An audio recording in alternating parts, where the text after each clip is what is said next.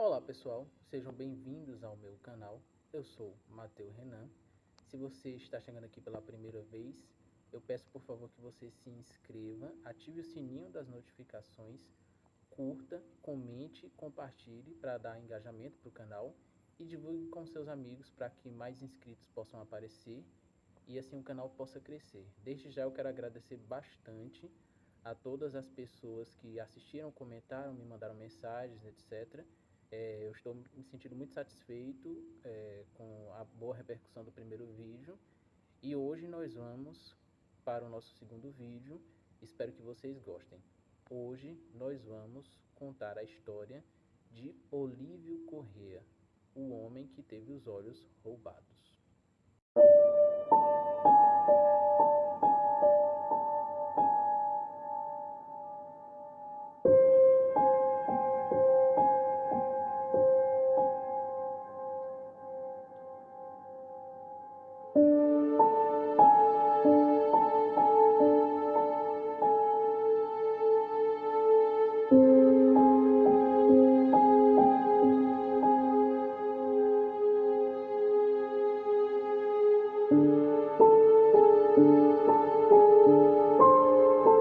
A nossa história aconteceu no ano de 1995, mais especificamente no mês de novembro, no dia 11 desse mesmo mês.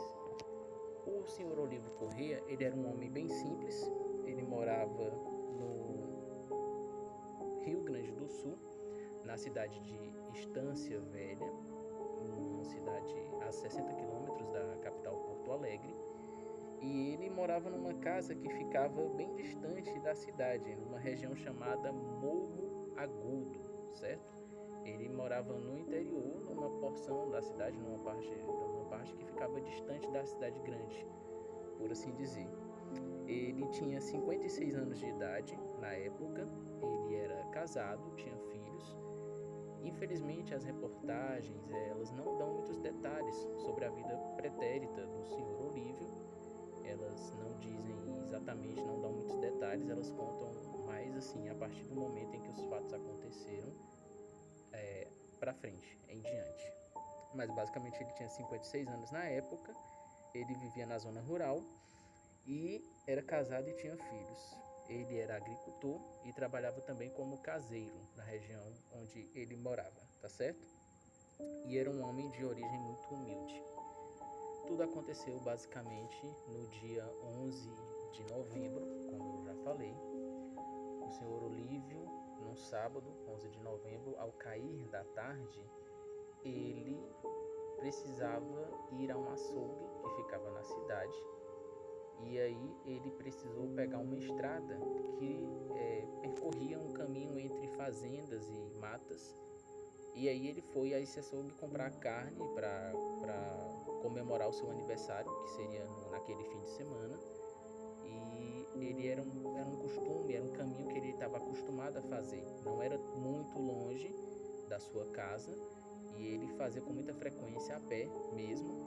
E ele estava saindo naquele momento ali ao final da tarde, ao cair da tarde, né? Ele precisava pegar essa estrada que tinha mata, tinha fazenda e esse tipo de coisa. Então, quando ele saiu, ele já estava acostumado a fazer esse percurso. Ele passou pela rua 13 de maio.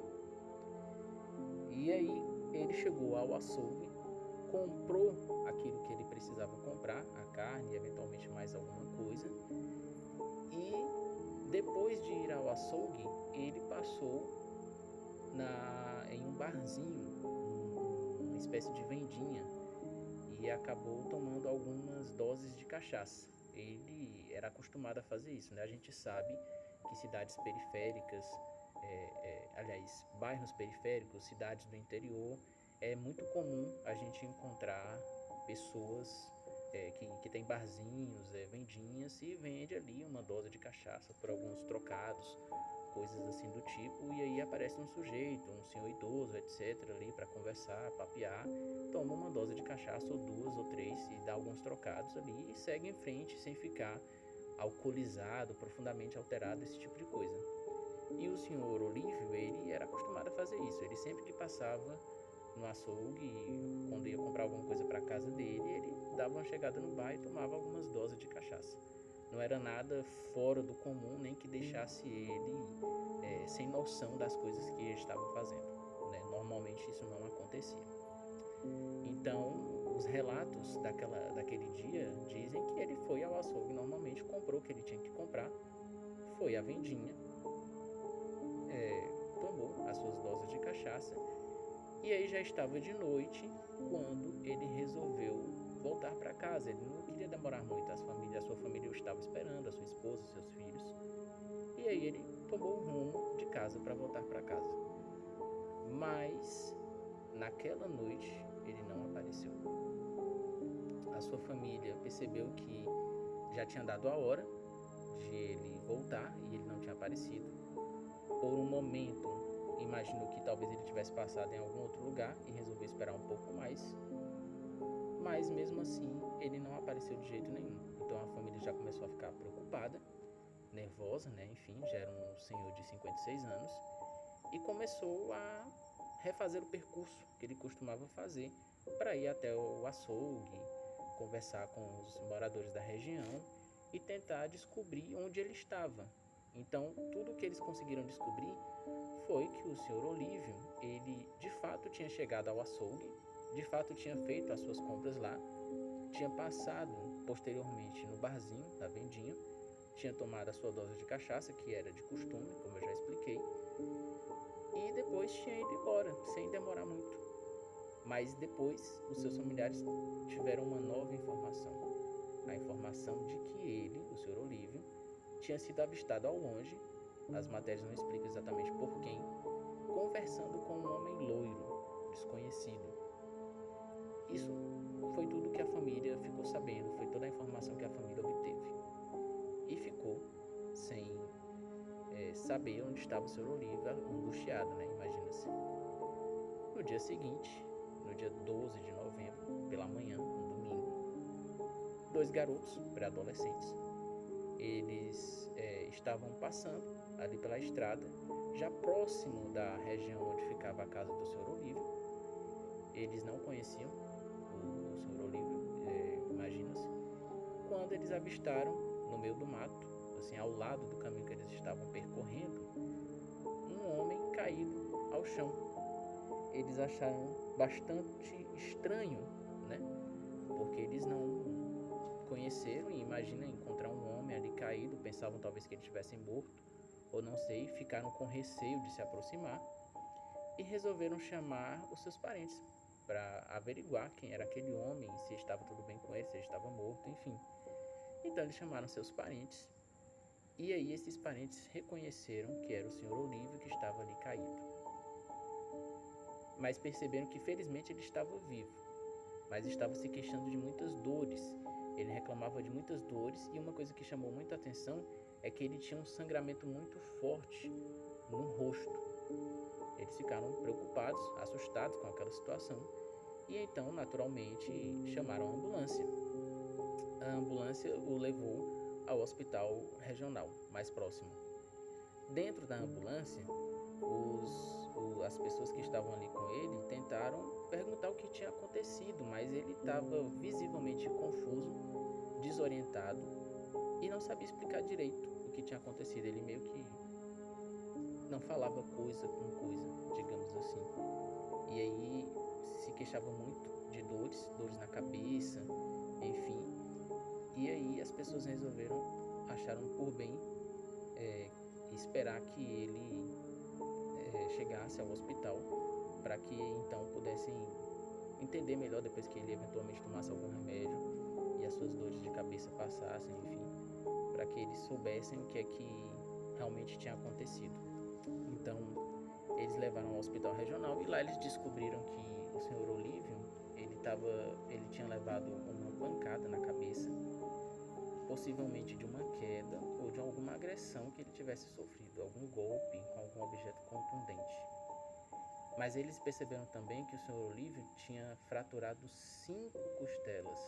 E isso também estava causando uma dor muito grande nele. Então isso já deixou bem claro que ele tinha sido agredido por alguém, porque 5 costelas fraturadas, né? Provavelmente, além de uma pancada na cabeça, provavelmente ele teria sofrido uma agressão. E foi isso que aconteceu. Mas os médicos, ao analisarem mais profundamente o sangramento no rosto do Sr. Olívio, perceberam que esse sangramento provinha da região dos olhos. E um detalhe que eu ainda não contei é que ele estava durante todo esse momento, desde que ele foi encontrado até o momento em que ele chegou ao hospital regional, com os olhos fechados. Ele não abriu os olhos de jeito nenhum, e confuso e desorientado. Então, ao perceber que o sangramento provinha da região dos olhos, eles resolveram levar o Sr. Olívio para o Hospital Banco de Olhos, em Porto Alegre, que é o hospital referência, na época já tinha mais de 50 anos de história, referência na questão oftalmológica, na questão dos olhos. Foi então que, chegando ao Banco de Olhos, ele foi atendido pelo médico plantonista Paulo Ricardo Vieira. Foi o médico que o atendeu. E aí o doutor Paulo Ricardo, ao analisar a situação, encaminhou o Sr. Olívio para o bloco cirúrgico para poder efetuar alguns procedimentos mais complexos, digamos assim, mais aprofundados. Então, o que foi que aconteceu? Quando o doutor Paulo limpou o sangramento que havia na região e foi abrir as pálpebras, a região palpebral do Sr. Olívio, ele percebeu, perplexo, que o Sr. Olívio estava sem os seus globos oculares. Havia acontecido uma enucleação, uma retirada cirúrgica dos globos oculares do Sr. Olívio. E você não entendeu errado, foi uma retirada cirúrgica, porque o Dr. Paulo, ele admitiu posteriormente que, de fato, a retirada dos olhos do Sr. Olívio tinha sido feita com uma acurácia e com uma técnica própria de quem sabia o que estava fazendo, não era uma pessoa leiga. Os globos oculares, eles tinham sido tirados de maneira perfeita, por assim dizer. Não havia ferimentos no rosto, e os globos oculares, e somente os globos oculares, tinham sido retirados. Ele ficou profundamente assustado, precisou de um tempo para se recuperar e poder voltar aos procedimentos médicos. E nesse meio tempo ele obviamente ligou para a polícia. Até aquele momento, existem matérias que relatam isso, matérias da época, inclusive, não havia acontecido de nenhum paciente chegar àquele hospital, que era um hospital referência, tendo sofrido uma enucleação, uma retirada cirúrgica dos globos oculares. Isso foi ali a primeira vez que aconteceu naquele hospital. Então foi uma coisa muito chocante, a mídia já tomou de conta, aquilo chamou a atenção de todo mundo, né? E foi uma coisa que, obviamente, chamou a atenção das autoridades policiais, nesse sentido. Os olhos tinham sido retirados de uma maneira muito precisa. E aí o IML fez um exame no Sr. Olívio, que depois de ter sido encontrado, né, e tudo mais, os filhos reencontraram o pai nessa situação, uma coisa muito traumática. Eles ficaram visivelmente emocionados, tristes, angustiados com essa situação. E aí o IML emitiu dois laudos, reconhecendo que a retirada dos globos oculares, como o Dr. Paulo já havia percebido, tinha sido específica, proposital e técnica, com acurácia, coisa de quem sabia o que estava fazendo, entende? A polícia então passou a considerar que mais de uma pessoa estava envolvida nessa situação, porque não seria possível que apenas uma pessoa conseguisse imobilizar o Sr. Olívio e ao mesmo tempo realizar esse procedimento tão bem feito, né? Então já começou a se considerar que mais de uma pessoa estava envolvida nesse ataque ao Sr. Olívio. Mas aí o Sr. Olívio resolveu falar o que é que havia acontecido com ele, né? Ele deu algumas explicações. Na verdade, o que ficou constatado é que esse momento do ataque, da retirada dos olhos, ficou meio que nebuloso na mente do Sr. Olívio. Ele tinha sofrido uma espécie de lapso de memória, justamente no momento em que houve o ataque as agressões e a retirada dos globos oculares. Ele não lembrava com muita certeza, divagava muito, falava coisas muito sem sentido, se contradizia em vários momentos. Mas duas teorias, duas versões ele acabou contando e foram divulgadas nos meios de comunicação. A primeira é a de que ele estava voltando para casa, depois de ter feito as suas compras e tomado a sua dose de cachaça, quando um carro apareceu, e ele chamava de Fusca todos os carros, na sua humildade, na sua simplicidade de um homem simples, de origem humilde. Um carro apareceu e ofereceu carona para ele, e ele aceitou de bom grado. E aí, alguns metros depois, algum momento depois, dentro do carro, as pessoas que estavam no carro, ele dizia que eram 3, se aproximaram dele, uma delas, e falou assim: não se preocupe, nós não queremos nada mais do que os seus olhos. Então você imagina uma pessoa dizer isso para alguém, né? Imagina como ele não deve ter se sentido nesse momento. E aí ele teria sido atacado e teriam colocado um pano com clorofórmio que teria feito ele dormir.